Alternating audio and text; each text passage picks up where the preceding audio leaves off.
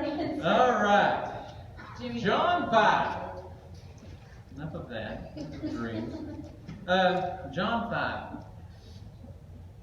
We want to talk today about, if you were just to put it in one word, it would be a betrayal. A betrayal.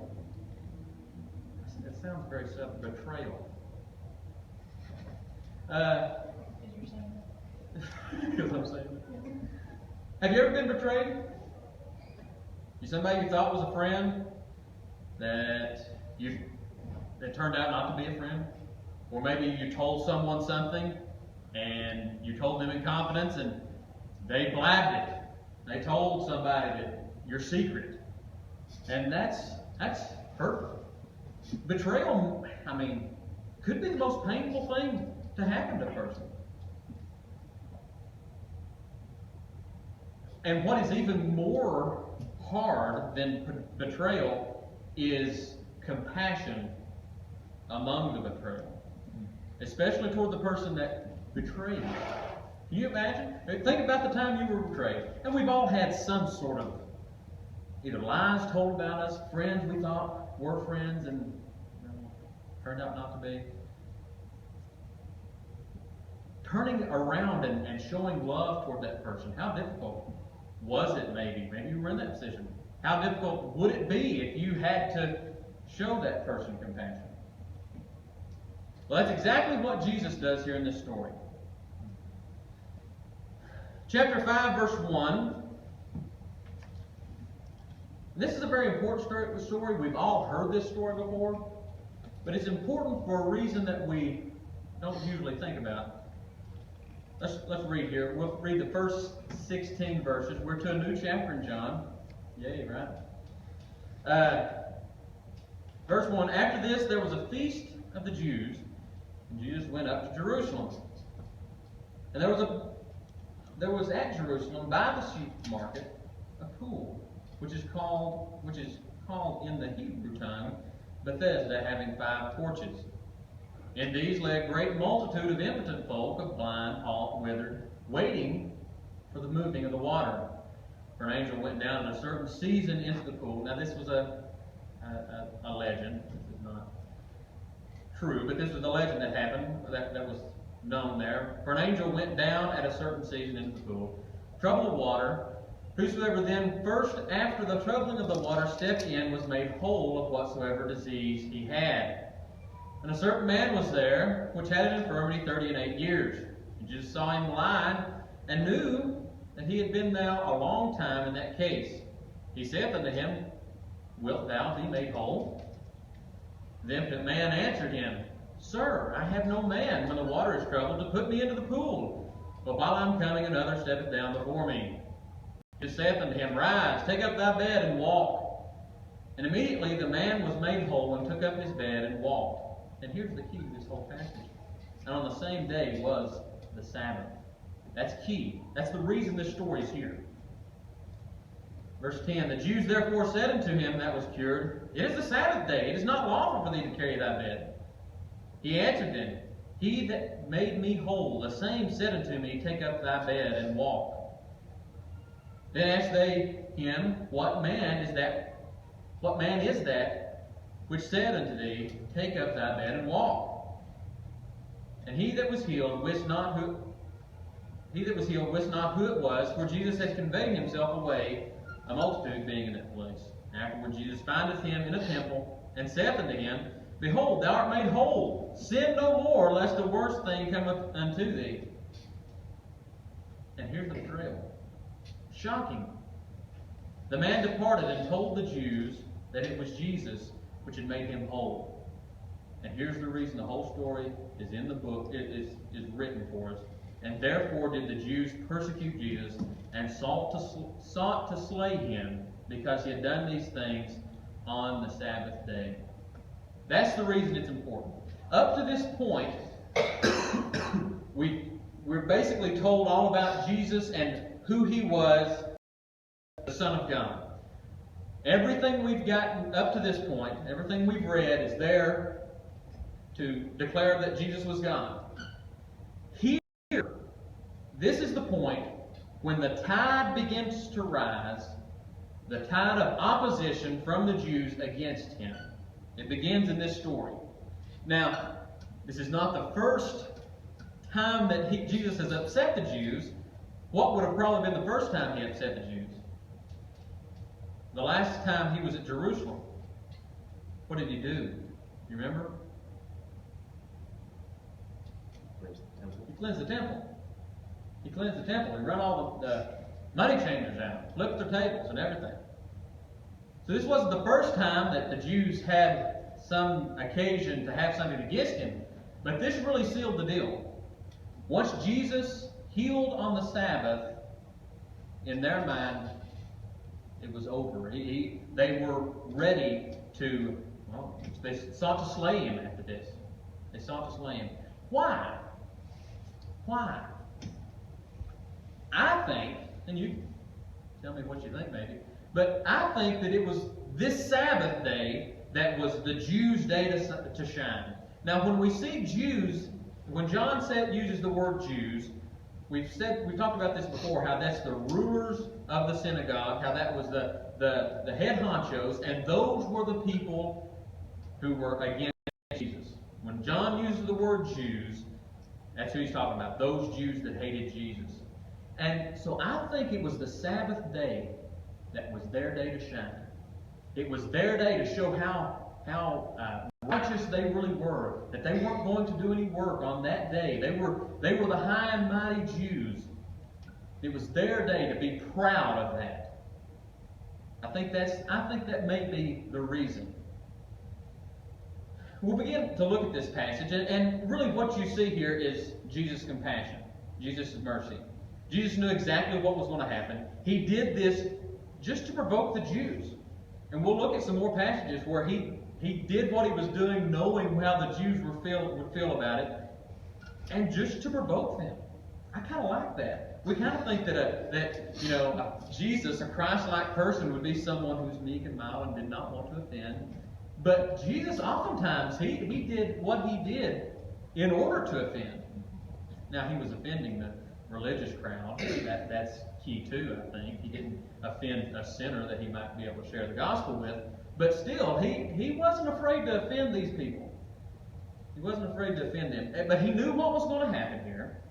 He did it knowing what was going to happen. He knew that this man was going to betray him.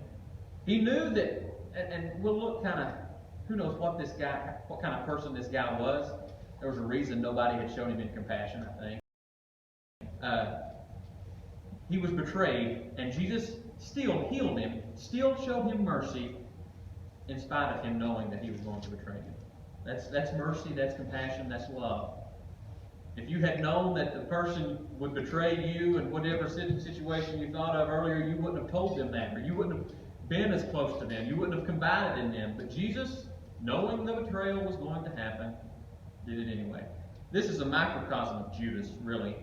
In a small way, it's like Judas. Judas saw the words of Jesus. Judas heard the words of Jesus and yet betrayed him. And the same with this guy. He saw his works, he heard his words, and still betrayed Jesus. So as we begin to look at this, after this was a feast of the Jews. Jesus went up to Jerusalem. This is a break in his Galilean ministry. He goes to Jerusalem, and he goes to Jerusalem not because everybody there was in the right, not because those Jews that were there were who they were supposed to be, or were even real followers of the true God. But he did it because it was commanded in the Old Testament for Jews to keep these feasts, and who knows which feast that this was, and we're just told that it was a feast. But he did it to fulfill all righteousness, because it was commanded. And in verse 2, now there was at Jerusalem by the sheep market, and that's probably by the sheep gate. Who was in here in Mr. Underwood's class when we went through the book of Nehemiah? Were you in there? Oh, so it's just me. I love the book of Nehemiah because of that study, and Nehemiah is a great character. But if you want to know about the sheep gate, when it was built, who built it, and all the details in it, that's in, I believe it's Nehemiah 3. That I was studying for this. I believe it's Nehemiah 3. And at this sheep gate, there was a pool called Bethesda. Bethesda means house of mercy. probably was called House of Mercy because of this legend that in this pool, and probably this pool was fed by a spring, and at certain times the spring would bubble or would be troubled or something of the kind, a natural spring. And maybe because of its natural medicinal benefits and the minerals and things that may have been in it, someone may have been healed at some point. Who knows how the legend developed, but maybe that's what happened. And so there was a legend saying, hey, when this spring bubbles, first person that's in there is healed. He's healed. Also, just note, John writing this, we're not sure when he wrote the gospel, but it was probably after Jerusalem was destroyed. Probably after he was destroyed. And he's writing here saying there was a sheep gate here. So it may have been destroyed by this time, but still, he was still talking about the time or the place where the sheep gate was. Anyway, for what it's worth. Verse 3, and these lay a great multitude of impotent folk, of blind, halt, withered, waiting for the moving of the water. For an angel went down at a certain season. And again, this was likely just a legend. Just a legend that was known about this pool here. For an angel went down at a certain season into the pool, troubled the water. Whosoever then first after the troubling of the water stepped in, was made whole of whatsoever disease he had. So there was a great multitude. And so this was probably not even falsifiable. They couldn't even prove this wrong, because as soon as the bubbles went forth, everybody jumped in the pool, and maybe somebody was made whole, maybe not. Who knew who was first? So you couldn't even prove it wrong, right? It was just one of these legends that just kept going and going. In verse 5, a certain man was there which had an infirmity 38 years. 38 years. Nearly 40 years this guy was sick. And through what is said later, we know that this sickness is because of his sin. Because of his sin. Now, was it that did he have a sin in his life that God said, okay, because of your sin here, I'm going to give you this sickness, in a sort of a supernatural way, God giving this man this sickness or this infirmity? We're not told what it is. But it was due to his sin. So this guy's probably 38 years. Let's say his sin happened when he was 12. This guy's at least 50 years old. Maybe it was a type of sin that had natural consequences. Maybe he was an alcoholic. Because of his alcoholism, maybe it had deteriorated his body to a point where he was paralyzed in some way. It was a natural outcome of his sin. We don't know, but we know because of what is said later in verse 14, behold, thou art made whole, sin no more, lest a worse thing come unto thee. We know it was because of his sin, but he'd been sick for 38 years. Now think of that. A man sick that long, he dealt with this sickness. Couldn't walk, apparently. Apparently he is laying on the ground, and either laying on his back or on his belly. He's trying to get to this pool at a certain point, but he can't even get there. That's how sick he is. Verse 6, when Jesus saw him lie and knew that he had been now a long time in that case, he said to him, wilt thou be made whole? And you might think that's a crazy question. Of course he would be made whole, but just call attention to his ailment. Of course he wanted to be made whole, but he was fixing to heal him. So he said, hey, would you like to be healed? Maybe it was so many people around him. Maybe Jesus wanted to just make sure the guy saw him, that he was the one doing this. This guy didn't know Jesus, because the Jews come, question him, and he doesn't even know who healed him. So he doesn't know Jesus. So maybe Jesus is saying this just so the man knows that Jesus is the one that did it. Again, doesn't know Jesus by name. Doesn't even know how to describe him. But he says, do you want to be made whole? Wilt thou be made whole? Verse 7, the impotent man answered him, Sir, I have no man when the water is troubled to put me in the pool, but while I'm coming, another steppeth down before me. Verse 8, Jesus saith unto him, Rise, take up thy bed, and walk. All three of those things are key. If the man had just laid there, healed, these Jews would have not called on him. If he had just left his bed there, these Jews would not have called on to him. If he had just picked up his bed and hadn't walked, the Jews would have never known to, question him, what's going on. So Jesus says, very specific, rise, take up your bed, and walk. Because he wanted these Jews to see him. That's the whole point of the story.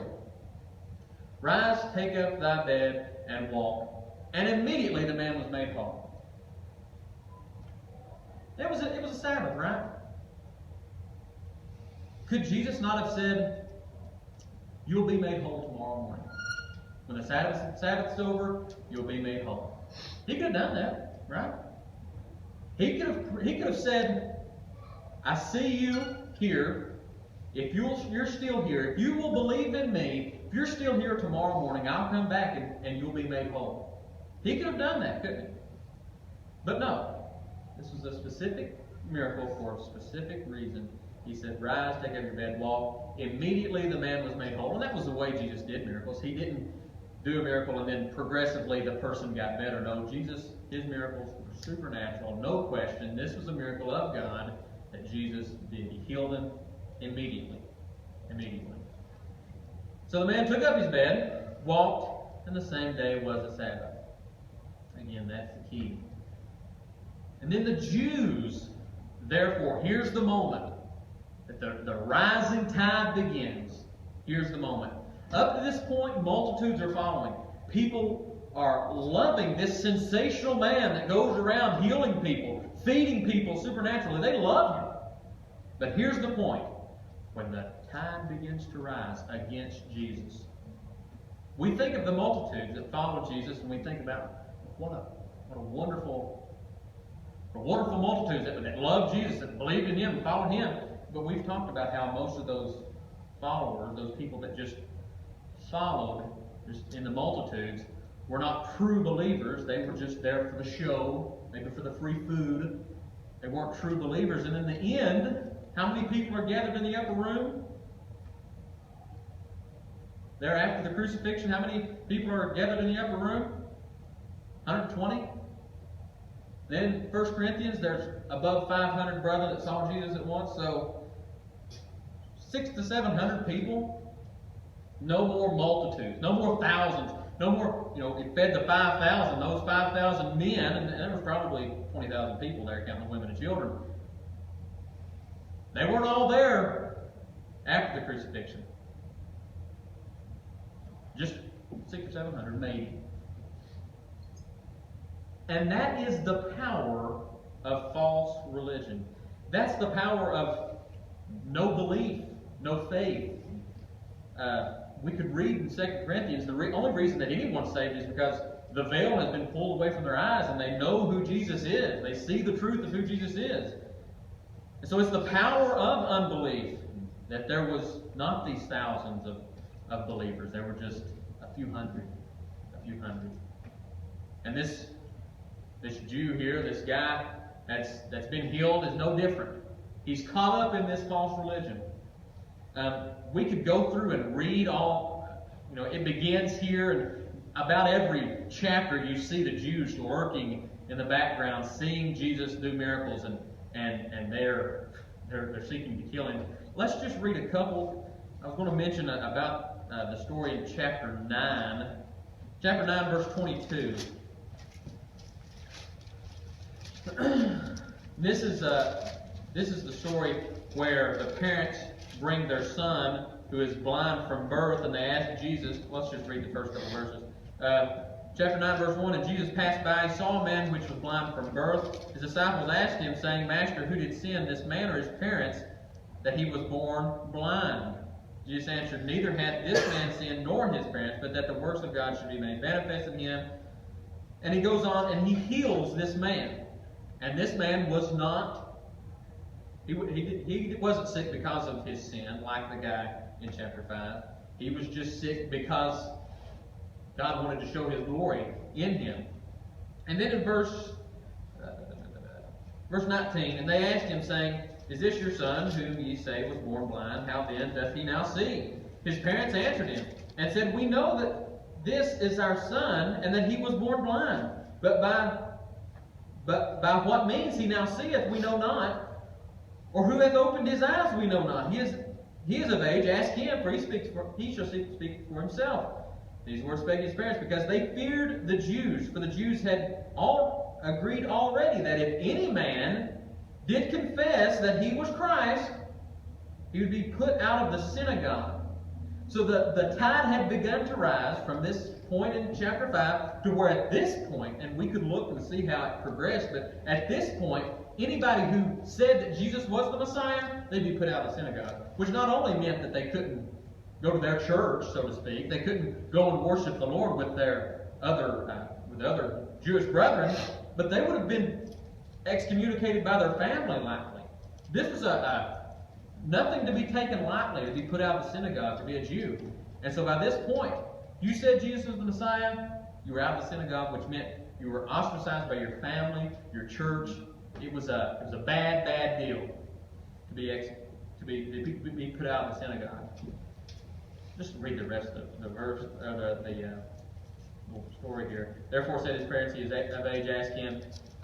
Then again called they the man that was blind, and said unto him, Give God the praise. We know that this man is a sinner. Speaking of Jesus. And he answered and said, If he be a sinner or no, I know not. One thing I know, that whereas I was blind, now I see. He says, I don't know if this guy's a sinner or not, but I know what he did for me. I was blind, and now I can see. They wanted him to call Jesus a sinner, and he wouldn't do it. So it begins to rise, and it goes. I'll just read chapter 19. They start out here with this healing on the Sabbath, and then by chapter 19, of course, when they're wanting him to be crucified, they're crying out, "Crucify him! Crucify him!" They go from, and Nicodemus is one of them. Nicodemus being a representative of them, they knew that he was from God, for no man could do the miracles except God be with him. So they go from thinking, hey, this guy's doing some miracles, he's got to be from God, what's up with this guy? To the point of crucify him, crucify him. So it begins really in this story here. So verse 10, therefore it said unto him that was cured, this is back in chapter 5, It is the Sabbath day, it is not lawful for thee to carry thy bed. They didn't wonder, hey, why are you around this pool carrying a bed? No, they just said, why? It's unlawful for you to carry a bed. He answered them, He that made me whole, the same said unto me, Take up thy bed and walk.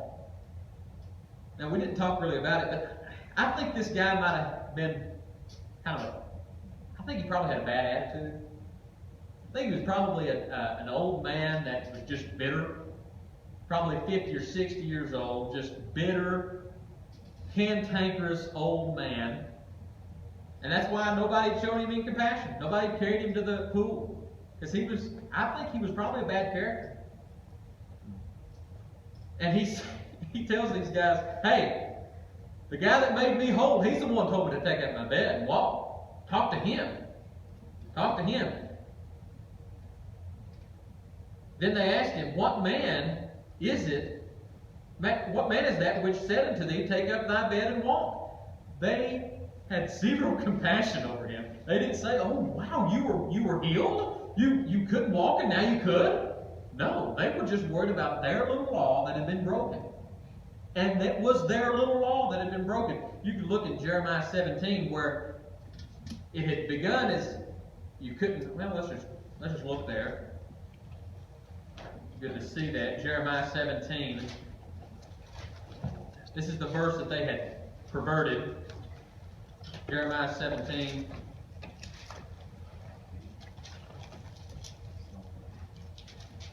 Verse 21.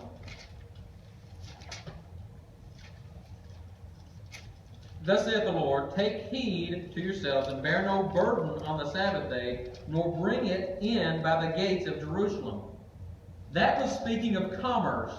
People bringing in things into the city to sell.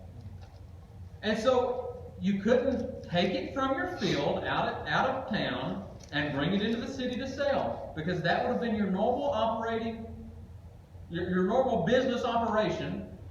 And God said, no, Saturday is to be the day of rest. You need this rest. Again, the Sabbath was made for man, not the man for the Sabbath, right? And so God was saying, you need the rest. You got to take a break on the Sabbath. Don't do your regular business. Don't go to work. Rest. Rest. And so these Jews had taken that and said you couldn't carry your bed on the Sabbath.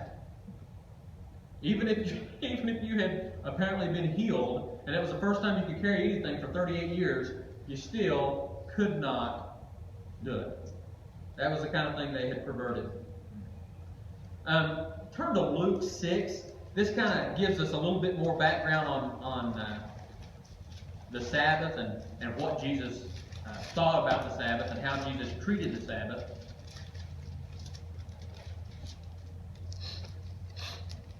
Just run through this passage here. Chapter 6, verse 1, it says that it came to pass on the second Sabbath after the first that he went through the cornfields. This is Jesus going through the cornfields, and his disciples plucked the ears of corn and did eat, rubbing them in their hands. Certain of the Pharisees said unto them, Why do ye that which is not lawful to do on the Sabbath days? Jesus answered them and said, Have ye not read so much as this, what David did, when himself was an hungered, and they which were with him, how he went into the house of God, did take and eat the showbread, and gave also to them that were with him, which is not lawful to eat, but for the priests alone. David and his men ate of the holy bread that was set apart for the Lord. This is just corn growing in the field on a certain day of the week. David did that.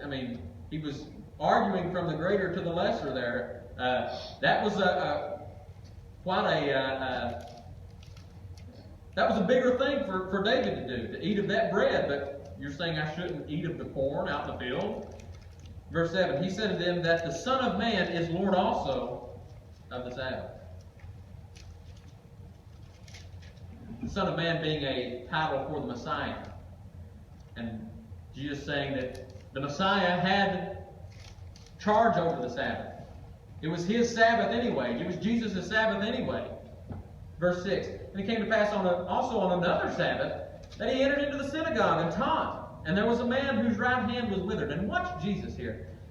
His right hand was withered. And the scribes and Pharisees watched him. They're watching Jesus. Whether he would heal on the Sabbath day, that they might find an accusation against him. They're watching him close. Verse 8, but he knew their thoughts. Yeah, Jesus is God, and he knows people's thoughts. And said unto the man which had the withered hand, Rise up and stand forth in the midst. And he rose up and stood forth. Then Jesus said unto them, I will ask you one thing. Is it lawful on the Sabbath days to do good or to do evil? To save life or to destroy it? And looking around about upon them all, he said unto the man, Stretch forth thine hand. And he did so, and his hand was restored whole as the other. And they were filled with madness, and communed one with another what they might do to Jesus. Jesus knew exactly what he was doing, knew exactly how they were going to feel about it, and he did it in spite of it. In spite of it. He was spiteful in his healing, in his miracles. So that's how Jesus treated the Sabbath. He was the boss over it. He was king over it. He was Lord of the Sabbath, and he did with it what he wanted. So back in chapter 5 here, they asked him again, What man is it that said unto thee? And he, verse 13, and he that was healed wist not who it was, for Jesus had conveyed himself away in the multitude, being in that place. Who knows why that Jesus, who it was had that conversation at that point, maybe it would have facilitated a greater indignation in those Jews, and maybe they would have taken him at that point. Because all throughout the Scripture we're told his time has not come, his hour has not come, his hour has not come. So maybe that's the reason. Who knows? Maybe it's just because there was a multitude and Jesus wanted to have another conversation with him. But he didn't know who it was at that point. Verse 14, afterward, Jesus finds him in a temple and said unto him, here is more compassion. Jesus knows what this man is going to do. And it's all a part of his plan. He has to provoke the Jews. Because it's the Jews that are going to get the Romans to crucify him and to fulfill God's plan. It's all according to God's plan. But Jesus knows this man's going to betray him. And so he has a conversation. He goes to him. He finds him in the temple. He goes specifically to this man and said unto him, behold, thou art made whole. Sin no more, lest the worst thing cometh to thee. This is, again, one of those places where we're just told a little snippet of a larger conversation. I don't think Jesus just walked up to him, hey, you're healed, don't sin, or you'll get a worse sickness. I think this was a conversation. Who knows how long a conversation it was. But I think it was a longer conversation because I think lest the worst thing come upon thee, I think is the man's judgment in hell under the wrath of God. I think that's what Jesus is saying. If you don't deal with your sin, you will reap the wrath of God forever. I think that's what Jesus is saying. And so I think Jesus explained that. Your sin is going to bring judgment upon you, worse than what you had, worse than what you dealt with for 38 years. The judgment that will fall upon you will be eternal if you do not deal with your sin. Your sin is your problem. Your sin gave you that 38 years of torment, of impotence, of not being able to walk, being on your back or belly, crawling. And if you don't deal with your sin, if you don't believe in me, if you don't believe in the Son of Man, if you don't believe in the Son of God, you'll deal with an eternity of torment. I think that's what that was the conversation he had with him, or something like that.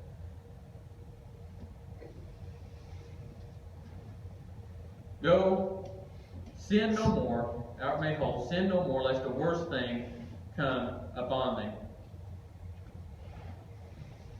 His sin, of course, had caused his first ailment. We know that because of this. And then in verse 15, the man departed and told the Jews that it was Jesus which had made him whole. Why? Why? He had to have seen the Jews and how they felt toward Jesus in the first conversation he had with them. Those Jews were angry. He had to have known that this man that had healed him on the Sabbath was going to incur their anger. Why did he tell them? Because he was afraid of them as well. Who knows what they said? Who knows what they said? Maybe they suspected it might have been Jesus, and maybe they thought, you know, if this is Jesus and you don't tell us, then you're going to be put out of the synagogue. Who knows what they had told him? He was scared of them, most likely. Or maybe he was just a cantankerous old man. Who knows? But he wasn't a believer. He wasn't changed by the power of God. And he betrayed him. He betrayed Jesus. That's the power of unbelief. It's the power of false religion. That you can stand in the presence of the Son of God, hear His words, hear the gospel directly from Him, and reject it. Be healed directly by Him in His immediate presence, and still reject Him. That's the power of unbelief. Unless God pulls the veil from your eyes, you will not believe. I will not believe. Wasn't just a specific point here. No, this man would not be saved unless God pulled the veil from his eyes. You and I will not be saved unless God pulls the veil from our eyes. So what does that do? It keeps us humble. We don't get any credit for our salvation. We're not just smart enough that we believe. No, we're grateful for God's grace that saves us. That's the point. So this man betrays Jesus, is in the presence of God, sees the work of God, hears the words of God in his presence, and still betrays him. In verse 16, therefore did the Jews persecute Jesus and sought to slay him because he had done these things on the Sabbath day. It begins from right there. They're going to kill him. They sought to slay him. This set them off. Because the Sabbath was their day to shine. And Jesus had taken the spotlight from them. And so they were going to kill him for it. What do we learn here? Unbelief is powerful. You can stand in the presence of Jesus and still not believe. So, just understanding that is valuable. Knowing that even if people reject your message, they rejected it from Jesus himself. So that's key. Again, we see here that Jesus is God. That's another point in this fact. Jesus is God. Jesus knew what was going to happen. He did it because he knew what was going to happen. And so he's God. It's another thing. Also, I think this is a point that we, in our,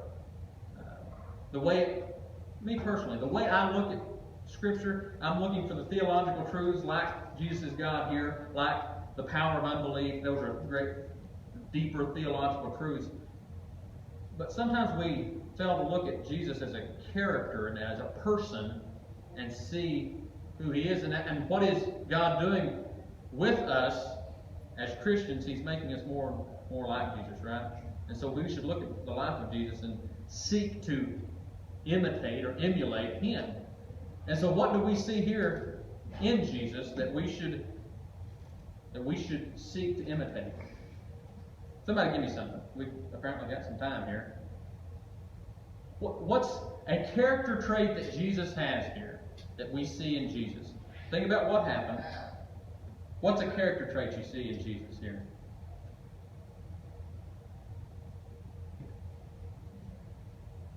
What were the Jews going to do to him?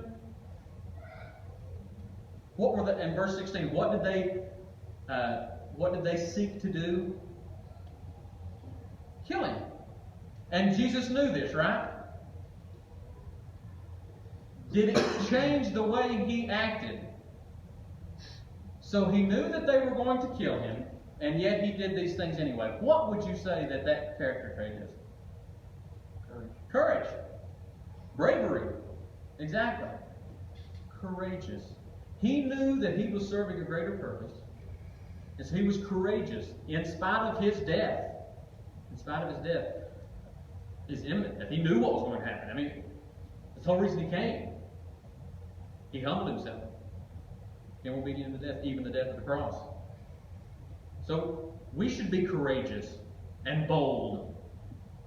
Even if we're told, deny yourself, take up your cross, and follow me. And taking up a cross is death. That's what that means. That somebody who took up a cross was going to die. So we should have courage. Have courage, boldness. What else? I mentioned one by name.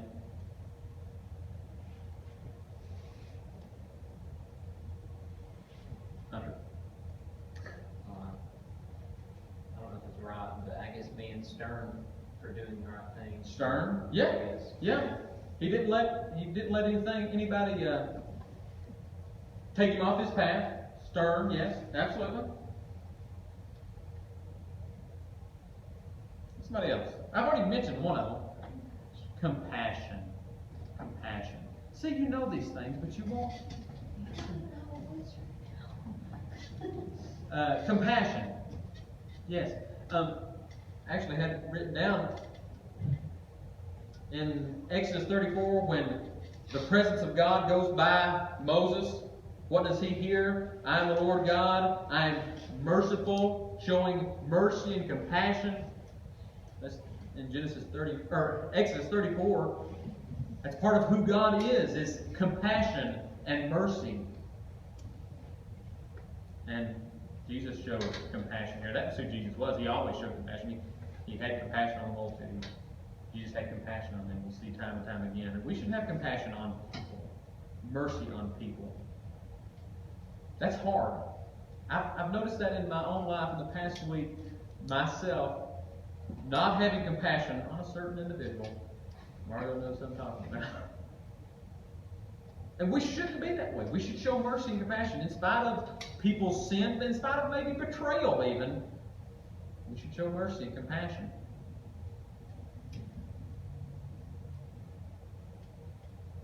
Anyone else see anything? Those are the main ones that I wanted to see. Selflessness. Selflessness, absolutely. Yeah, if he'd been completely self-serving, certainly he wouldn't have done this. For sure. Selflessness. Not thinking of himself, but thinking of others. Yeah. Anyone else? I guess it would also lead to being humble, I guess. Being humble, yeah. Yeah. For sure, because he knew what may have happened to him. Or what was going to happen to him because of this. Anything else?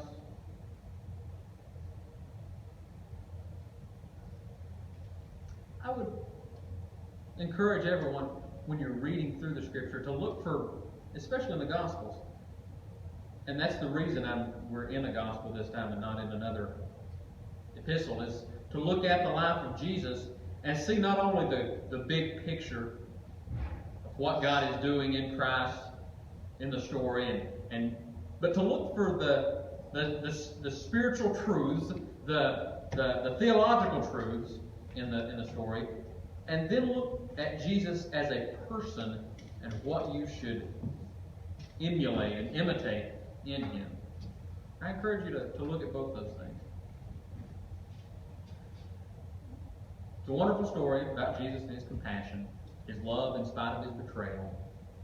It's also a story of the power of unbelief. And again, I think we've said it every lesson in the last few weeks. Let us all be sure that we are in the faith. Let us all examine our lives and be sure that we are saved, that we're not just part of that group that enjoys Jesus for the show or for the free food, but that we're true believers who know the truth, believe the truth, and are committed to the truth. Let's pray.